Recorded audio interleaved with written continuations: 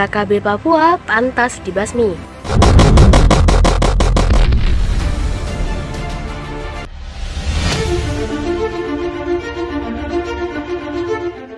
Kelompok kriminal bersenjata atau KKB selalu meresahkan masyarakat Papua.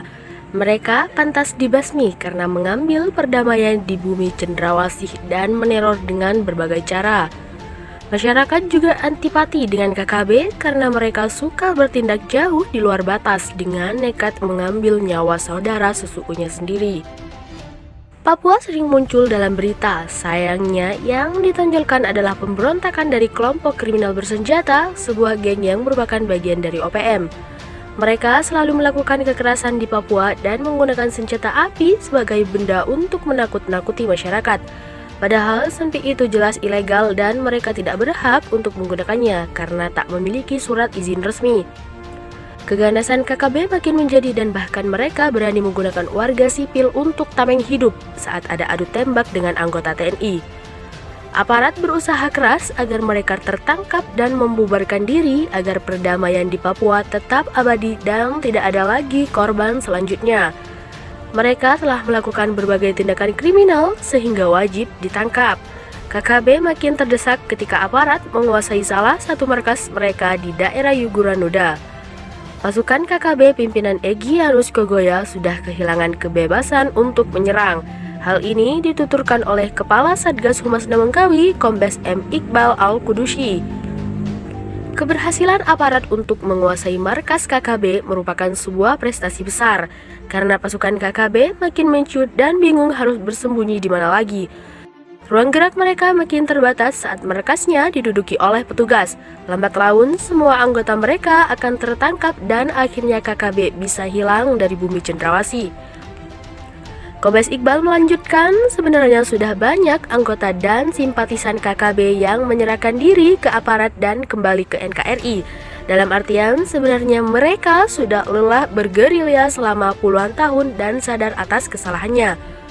Bahwa kemerdekaan Papua adalah hal yang mustahil dan pemerintah Indonesia sudah begitu baik kepada seluruh warga di bumi cendrawasih. Ketika ada anggota KKB yang bertobat, maka ia tidak usah takut akan dibuli.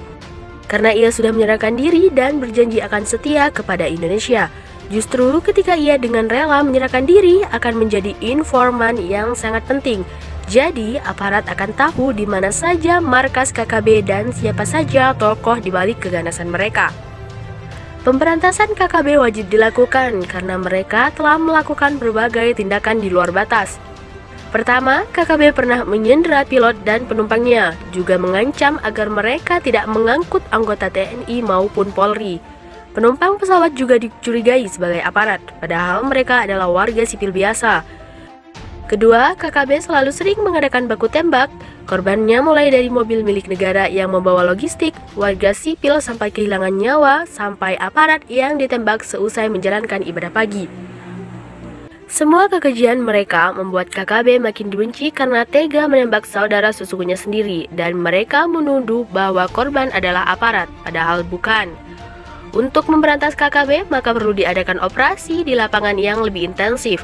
Tak hanya di daerah yang rawan konflik seperti di Intan Jaya, tetapi juga wilayah lain mulai dari Jayapura, Fak-Fak, sampai Merauke. Di sana tetap saja ada potensi kerusuhan yang ditimbulkan oleh KKB. Oleh karena itu, sebaiknya jumlah petugas yang berjaga terus ditambah.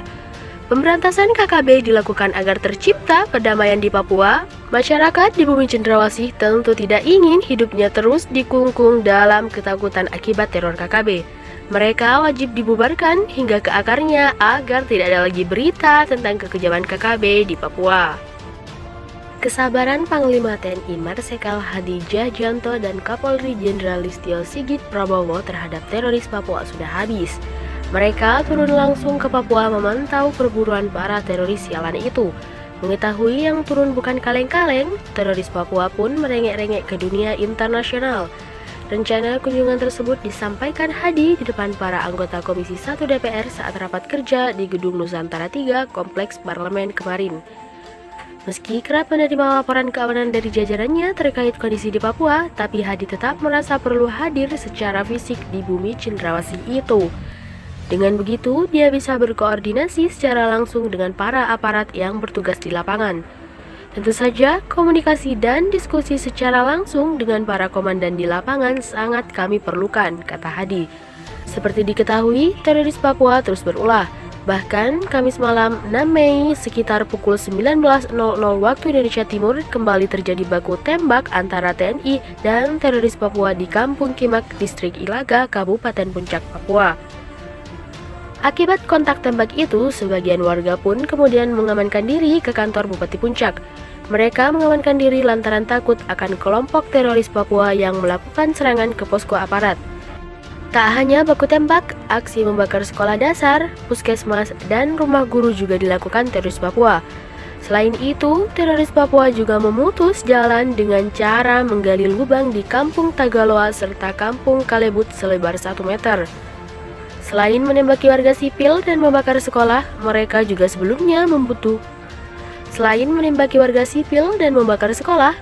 juga sebelumnya membunuh Kabinda Papua, Maijen TNI Anomerta I Gusti Putu Dani Karya Nugraha. Pangdam 9511 atau Cendrawasih, Maijen TNI Ignatius Yogo mengatakan kondisi keamanan dan ketertiban di Papua bukan hanya tanggung jawab TNI dan Polri, tetapi seluruh pemangku kepentingan di Papua. Termasuk masyarakat di sana, mereka harus turut berperan menciptakan keamanan yang kondusif.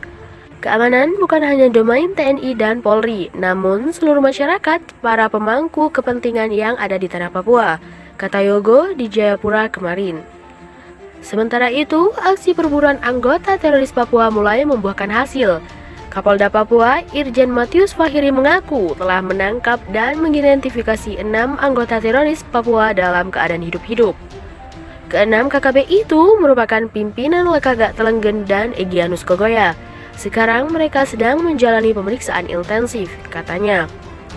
Menurut Matius, untuk mengungkap kelompok bersenjata diperlukan langkah-langkah khusus agar pelaku dapat diamankan dalam keadaan hidup. Dengan begitu, penyidik dapat memeriksa mereka dan menggali jaringan-jaringannya. Melihat keseriusan pemerintah memberangus teroris Papua, pentolan separatis yang bersembunyi di Oxford, Inggris, Benny Wenda merengek pada dunia internasional. Dia menyebut Indonesia segera melakukan tindakan keras besar-besaran. Dia menuding situasi terkini di Papua merupakan operasi militer terbesar kedua sejak akhir tahun 1970-an. Dia menuding situasi terkini di Papua merupakan operasi militer terbesar kedua sejak akhir tahun 1970-an. Hal itu terlihat dari sikap Indonesia yang mengerahkan ratusan pasukan ke Papua dan memutus jaringan internet. Saya mengeluarkan peringatan mendesak ini kepada dunia. Operasi militer besar-besaran di Indonesia akan segera terjadi di Papua Barat. Saya mengeluarkan peringatan mendesak ini kepada dunia. Operasi militer besar-besaran Indonesia akan segera terjadi di Papua Barat, kata Wenda.